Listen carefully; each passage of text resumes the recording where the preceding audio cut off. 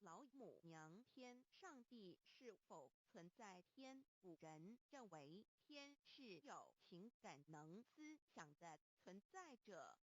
孔子说过：或罪于天，无所导也。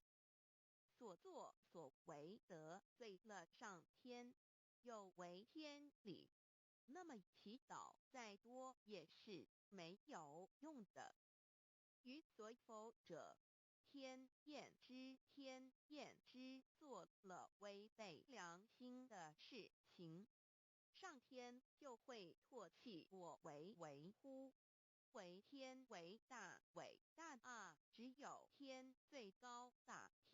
孔子、孟子思想中，天似乎也是能安排一切的主宰。孟子也说过：天将降大任于斯人也，必先苦其心志，劳其筋骨，饿其体肤，空乏其身，行拂乱其所为。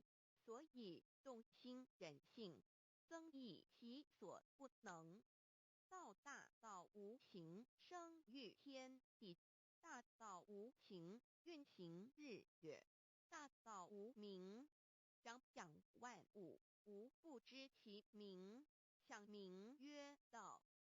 心经经有一位真神，自从造天地以来，神的永能与神性是明明可知的，实际是眼不能见，但借着所造之物，就可以晓得，叫人无可推诿。罗马书第1章第20节，我们要如何向人证明真正有一位上帝的存在？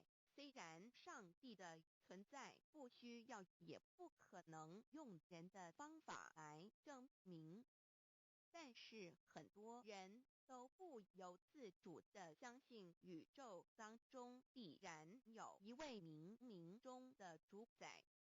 在我们生活经验中，当我们尽了所有的努力，常常会带着期望说谋事在人，成事在天，生死有命，富贵在天。